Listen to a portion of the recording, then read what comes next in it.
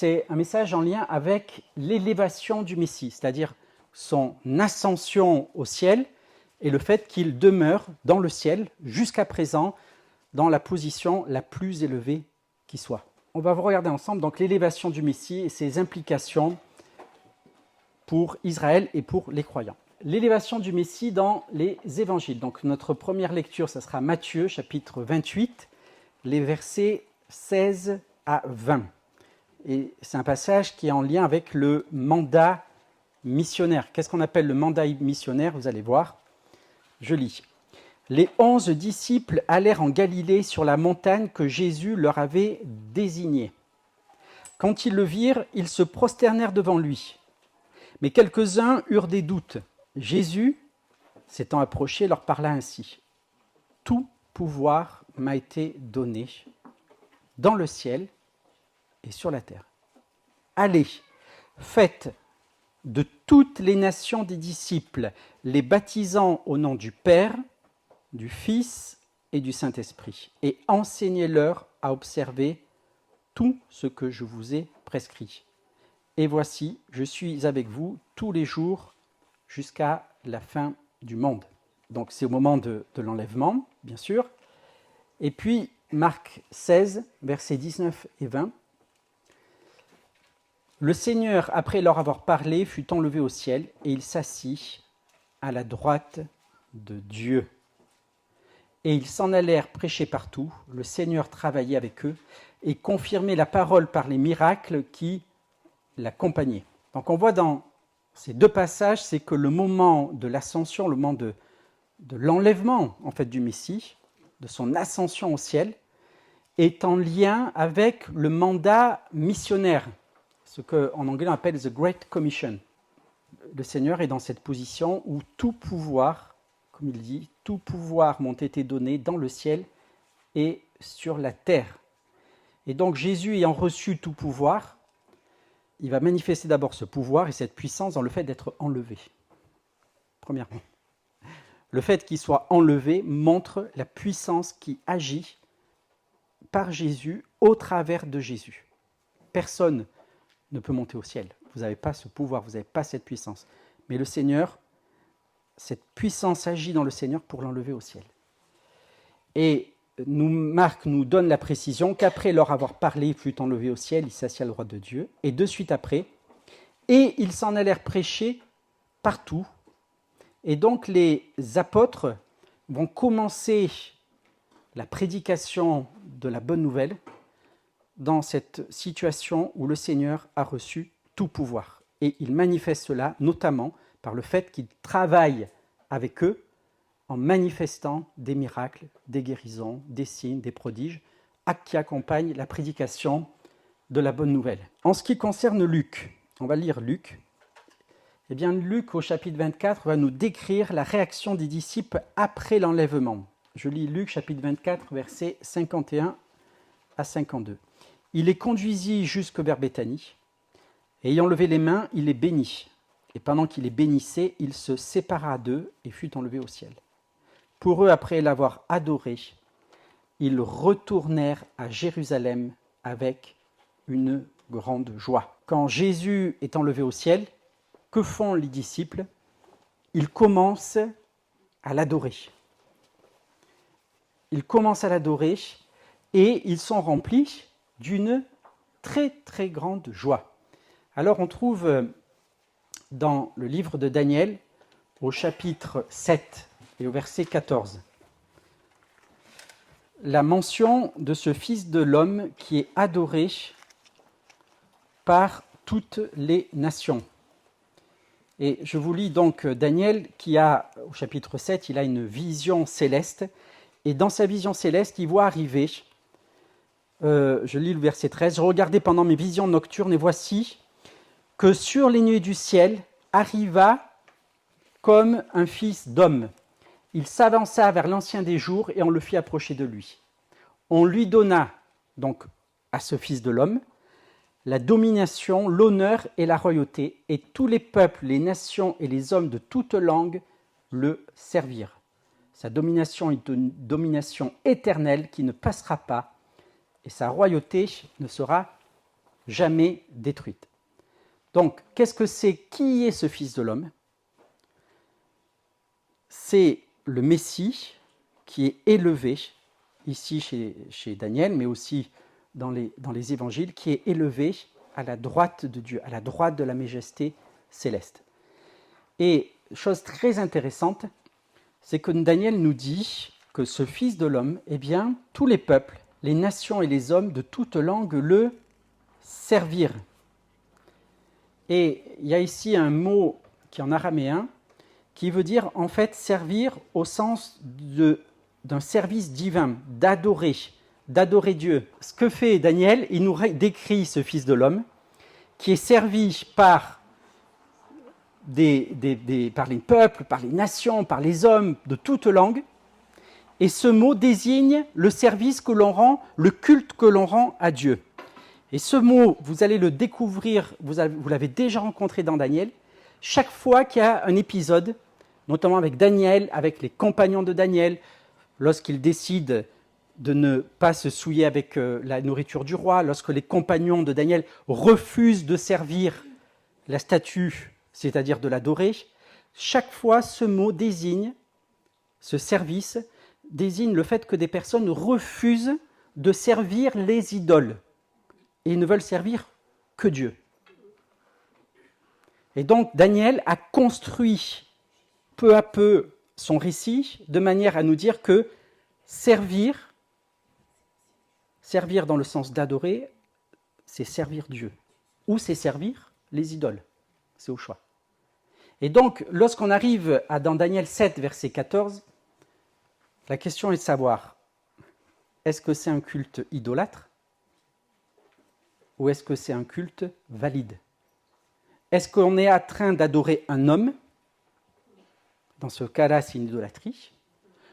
Ou est-ce qu'on est en train d'adorer Dieu? Les peuples, les nations qui adorent le Fils de l'homme, qui adorent-ils? S'ils adorent un homme, c'est une idolâtrie. S'ils adorent en tant que Dieu, c'est un service divin. Et donc, qu'est-ce que l'on voit ici? C'est que le Fils de l'homme est en fait Dieu. Il est divin. Et on a ici une preuve de la divinité du Messie. Et c'est pourquoi, lorsque Jésus va être condamné, il va être condamné pour s'être déclaré Fils de l'homme. Donc, Fils de l'homme, ça désigne la divinité du Messie. D'accord? Lorsque dans le Nouveau Testament, vous voyez la déclaration Fils de l'homme, Jésus se déclare comme étant le Fils de l'homme, et le souverain sacrificateur dit, alors tu t'es fait Dieu. Le Fils de l'homme désigne la divinité du Messie. Finalement, qu'est-ce qu'on voit? On voit ce Fils de l'homme qui est élevé chez Daniel, on voit ce Fils de l'homme qui est élevé aussi avec les disciples, et les disciples commencent à adorer le Fils de l'homme, le Messie, lorsqu'il est élevé. Et c'est ce Messie élevé que nous adorons à la suite des disciples. D'accord? Et le service que nous faisons pour Jésus, pour Yeshua, n'est pas une idolâtrie. Ce n'est pas une idolâtrie. Si Daniel 7,14, ce n'est pas une idolâtrie, nous n'adorons pas de manière idolâtre Jésus. Nous l'adorons parce qu'il est Dieu qui s'est fait homme. Il est Dieu et il est homme, un Fils de l'homme élevé à la droite de la majesté divine. Jean, dans son évangile, ne parle pas de l'enlèvement de Jésus, de l'élévation, de l'ascension de Jésus, mais il nous décrit la conséquence de cette ascension au chapitre 4 et 5 de l'Apocalypse.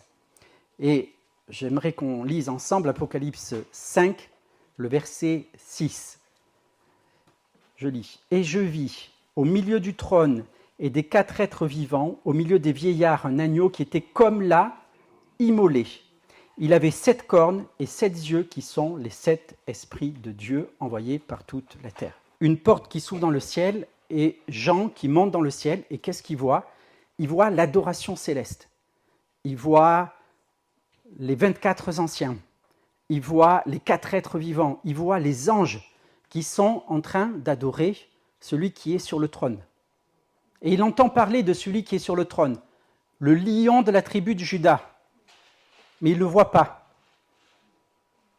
Il ne voit pas le lion de la tribu de Juda. Il entend le lion de la tribu de Juda. Et quand il se tourne, il s'attend à voir un lion. Qu'est-ce qu'il voit? Un agneau immolé. L'adoration des disciples, l'adoration de Jean, est orientée vers le Messie, ce Messie élevé. Et dans l'Église ancienne, notamment l'Église orthodoxe, on a cette idée que lorsqu'on adore le Jésus, on participe à ce culte céleste. Il y avait cette idée que là, on était en train de rejoindre cette salle du trône et d'adorer avec les anges, avec les 4 êtres vivants, avec les 24 anciens, on était en train d'adorer Jésus. Et dans l'Ancien Testament, qu'est-ce qu'on voit? On voit David qui va organiser la louange lévitique selon 24 classes sacerdotales. Pourquoi? Parce que l'adoration des Lévites est le reflet de ce qu'il y a dans le ciel. 24 classes sacerdotales, 24 anciens qui adorent Dieu et qui jettent leur couronne devant l'agneau. Il y a une dimension du monde céleste qui est exprimée dans la louange d'Israël et notamment dans la louange lévitique. Et donc nous, c'est par la foi, les amis, que nous adorons. Et c'est par la foi que nous rentrons dans cette adoration céleste. Et je crois que les anges, c'est un peu ce qu'on pense dans le judaïsme, sont surpris de voir des personnes qui ne voient pas Dieu et qui l'adorent. Alors viendra un temps, je serai dans la présence du Seigneur et je l'adorerai face à face. Mais le temps où je peux l'adorer sans le voir, c'est maintenant. Et donc, la qualité de la louange que l'on peut apporter à Dieu dans ce temps-ci est extraordinaire. Jamais nous n'aurons dans la suite de notre vie, je parle de notre vie dans le monde à venir, jamais nous n'aurons l'occasion d'offrir une louange à Dieu sans le voir. C'est maintenant. Après, on le verra. Et on continuera bien sûr à l'adorer et à le voir. Une petite mention aussi. On a chanté Baruch Rabba Beshem Adonai. Et vous savez, le Seigneur qui dit à Israël, vous ne me verrez plus jusqu'à ce que vous disiez, béni soit celui qui vient au nom du Seigneur.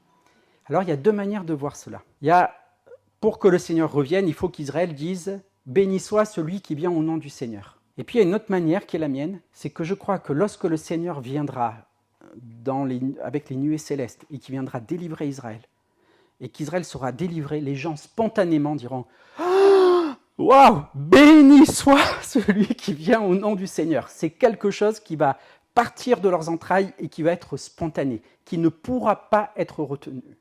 Et à la vue du Seigneur, cette fois-là, ils reconnaîtront qu'il est celui qui vient les sauver et les délivrer. Donc dans le temps de l'élévation du Messie, Dieu nous élève aussi dans l'adoration et cette adoration nous soutient dans le temps de l'absence et nous soutiendra dans le temps de la tribulation.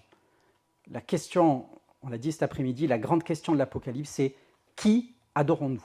Est-ce qu'on adore l'agneau qui est levé sur le trône ou est-ce qu'on adore la bête? Et c'est des adorateurs persévérants, même dans les temps de tribulation, que Dieu recherche. Luc mentionne encore l'ascension de Jésus au tout début du livre des Actes. Elle se fait sur le mont des Oliviers qui est vis-à-vis de Jérusalem et le message des anges après l'ascension est « Il reviendra de la même manière dont vous l'avez vu aller au ciel ». L'élévation du Messie se fait à Jérusalem et bien sûr c'est à Jérusalem qu'il reviendra. Le dernier récit de l'élévation du Messie se trouve au chapitre 12 de l'Apocalypse. Un grand signe apparut dans le ciel, une femme revêtue du soleil, la lune sous ses pieds et une couronne de 12 étoiles sur la tête. Elle était enceinte et elle criait dans le travail et les douleurs de l'enfantement. Un autre signe apparut dans le ciel, et voici un grand dragon rouge feu qui avait 7 têtes et 10 cornes, et sur ces 7 têtes, 7 diadèmes. Sa queue entraînait le tiers des étoiles du ciel et les jetait sur la terre. Le dragon se tint debout devant la femme qui allait enfanter, afin de dévorer son enfant dès qu'elle l'aurait enfanté. Elle enfanta un fils, un mâle, qui doit faire paître toutes les nations avec un sceptre de fer. Et son enfant fut enlevé vers Dieu et vers son trône. Et la femme s'enfuit au désert, où elle avait un lieu préparé par Dieu, afin d'y être nourrie pendant 1260 jours. Il y eut une guerre dans le ciel. Michaël et ses anges combattirent le dragon. Le dragon combattit, lui et ses anges, mais il ne fut pas le plus fort et il ne se trouva plus de place pour eux dans le ciel. Il fut précipité, le grand dragon, le serpent ancien, appelé le diable et Satan, celui qui séduit toute la terre habitée. Il fut précipité sur la terre et ses anges furent précipités avec lui. Alors j'entendis dans le ciel une voix forte qui disait « Maintenant est arrivé le salut, ainsi que la puissance et le règne de notre Dieu, et l'autorité de son Messie, car il a été précipité, l'accusateur de nos frères, celui qui les accusait devant notre Dieu jour et nuit. Ils l'ont vaincu à cause du sang de l'agneau et à cause de la parole de leur témoignage. Ils n'ont pas aimé leur vie jusqu'à craindre la mort. C'est pourquoi, réjouissez-vous, cieux, et vous qui habitez les cieux. Malheur à la terre et à la mer, car le diable est descendu vers vous, plein de fureur, sachant qu'il a peu de temps. Quand le dragon vit qu'il avait été précipité sur la terre, il poursuivit la femme qui avait mis au monde l'enfant mâle. Alors les deux ailes du grand aigle furent données à la femme pour s'envoler au désert, vers son lieu, où elle est nourrie un temps, des temps, et la moitié d'un temps, loin de la face du serpent. De sa gueule, le serpent lança de l'eau comme un fleuve derrière la femme, afin de la faire entraîner par le fleuve. Mais la terre secourut la femme.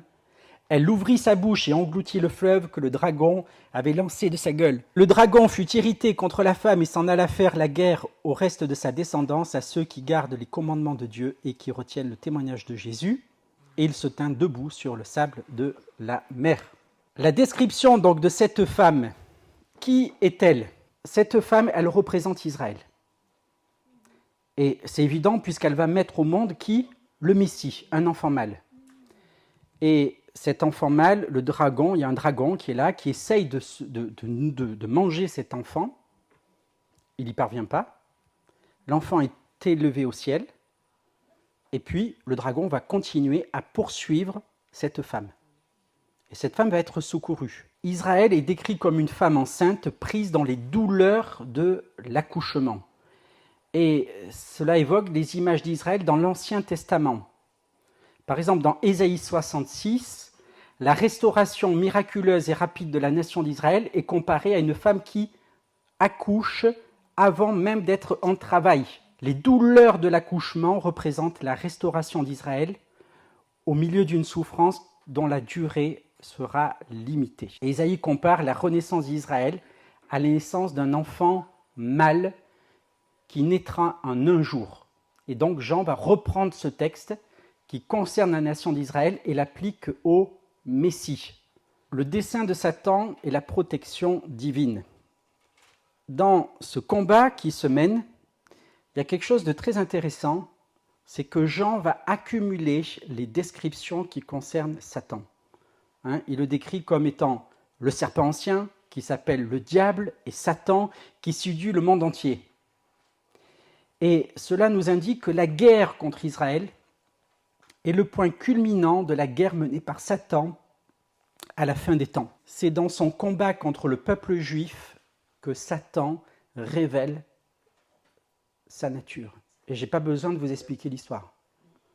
D'accord ? C'est lorsque Satan se lève contre le peuple juif qu'il révèle qui il est. Et c'est ça que Jean nous dit. On nous dit le diable ancien, le dragon, l'accusateur des frères. Il suffisait que Jean nous dise Satan, pourquoi il nous fait toute cette accumulation ? Pour nous dire que Satan est pleinement Satan lorsqu'il s'attaque à Israël. Et le dessein constant de l'ennemi, c'est le meurtre. Et dans ce passage, il y a deux tentatives de meurtre. D'abord le meurtre du Messie, et après le meurtre du peuple qui a enfanté le Messie. On veut éliminer le Messie, Yeshua, et on veut éliminer le peuple d'Israël. Alors certains disent que le dessein de Dieu pour Israël, celui de donner naissance au Messie, s'est parfaitement accompli en la personne de Jésus-Christ. Et donc Israël n'a plus de fonction spécifique et qu'il est devenu un peuple comme tous les autres. Et là, j'ai un petit problème. Parce que pourquoi, après que Israël ait enfanté le Messie, Satan continue à poursuivre Israël? Si la fonction d'Israël a terminé avec la naissance du Messie, mais Israël, ça ne représente plus rien, plus de menace. Vous savez, Satan, il n'est pas omnipotent, il n'est pas omniprésent, mais il est stratégique. Ses forces sont limitées et donc il les utilise toujours de manière spécifique. S'il continue à poursuivre Israël après qu'Israël ait donné le Messie, c'est qu'Israël a toujours un rôle particulier à jouer dans les plans de Dieu. Et donc il semblerait que Satan soit mieux informé que beaucoup de nos théologiens. Le Messie est élevé, mais ce n'est pas pour échapper au dragon.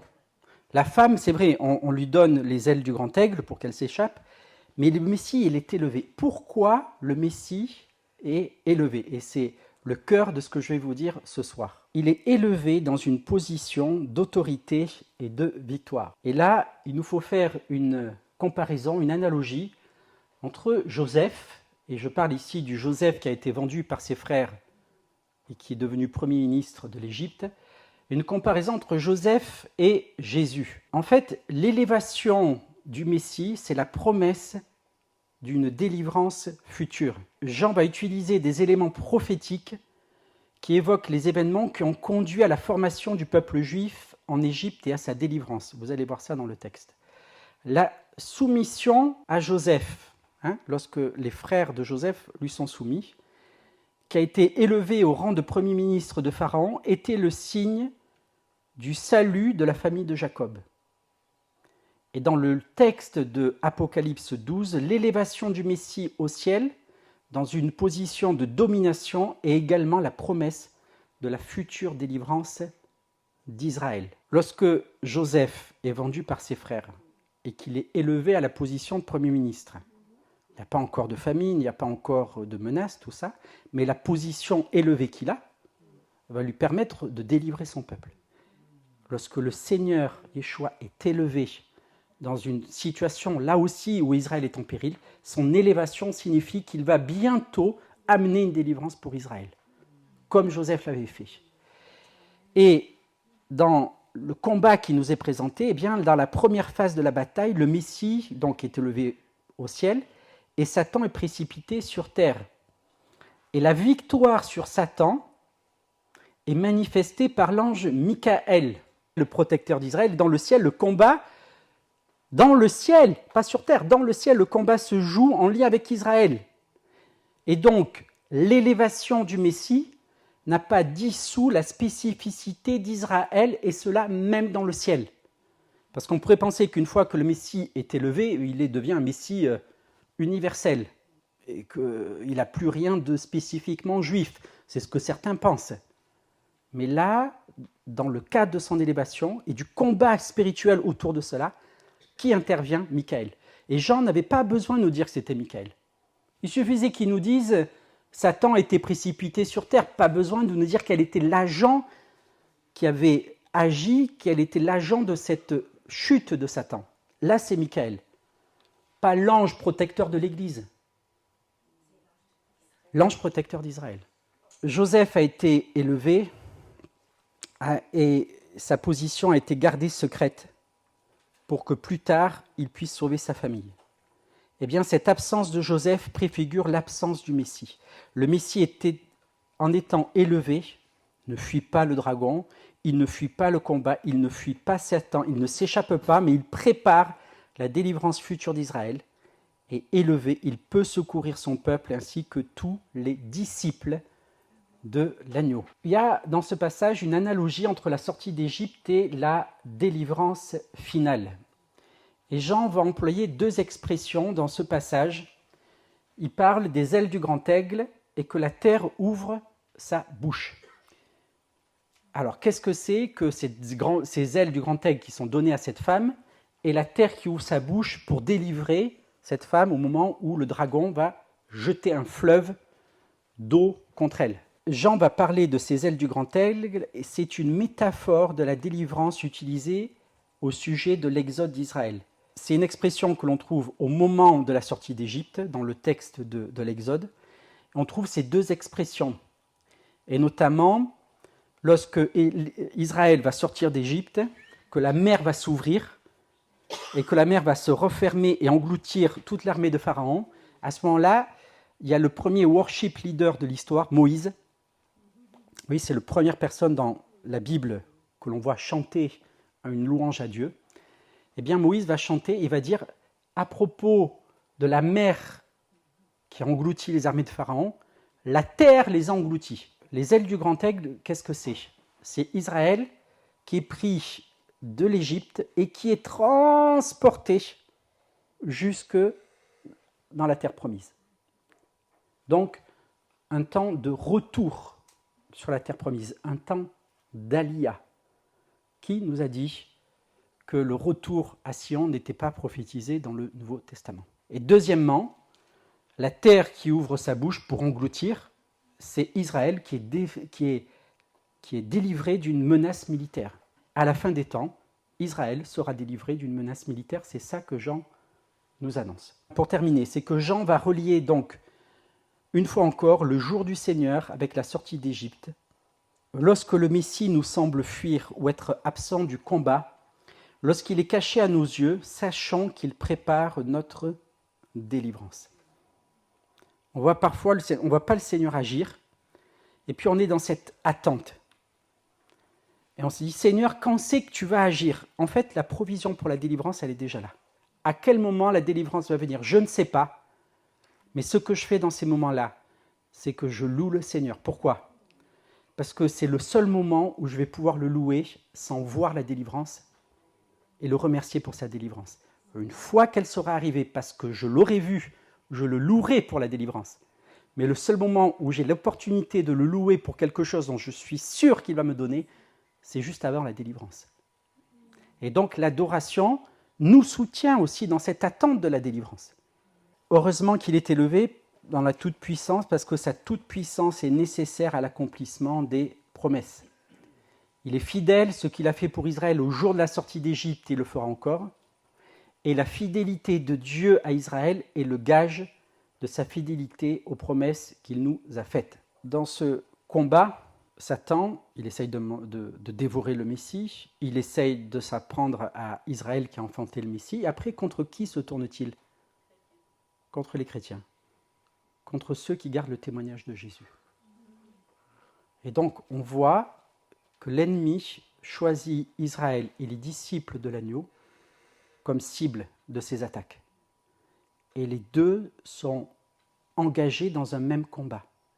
Et donc l'élévation du Messie, qui est l'élévation du Messie d'Israël, qui est le gage de la délivrance d'Israël, est aussi le gage de notre délivrance en tant que chrétiens, en tant que croyants. Nous sommes ensemble dans les mêmes souffrances de l'enfantement et nous sommes ensemble dans la même délivrance. La délivrance d'Israël sera la nôtre. Elle ne sera pas différente. Il n'y aura pas une délivrance pour l'Église, parce qu'on appelle l'enlèvement au moment avant la tribulation, et puis une délivrance plus tard quand le Seigneur revient. C'est la même délivrance. Et cette délivrance, elle est en lien avec la personne de Jésus, avec sa présence, avec ce qu'on appelle sa parousie. Parousie, ça veut dire la présence du Seigneur au milieu de nous. Et c'est ce qu'on attend. Le Messie a été enlevé à Jérusalem, il a été enlevé à Israël, et c'est à Israël qu'il sera rendu. J'ai noté ici Apocalypse 19, versets 11 à 16. « Puis je vis le ciel ouvert, et voici un cheval blanc. Sur celui qui le monte s'appelle fidèle et véritable. Il juge et combat avec justice, et ses yeux sont une flamme de feu. Sur sa tête se trouvent plusieurs diadèmes. Il porte un nom écrit que nul ne connaît sinon lui, et il s'est vêtu d'un manteau trempé de sang. Son nom est la parole de Dieu. Les armées qui sont dans le ciel le suivaient sur des chevaux blancs, revêtus de fin lin blanc et pur. De sa bouche sort une épée tranchante pour frapper les nations. Il les fera paître avec un sceptre de fer. » Donc Jean reprend ici l'expression qu'on a trouvée dans notre chapitre 12.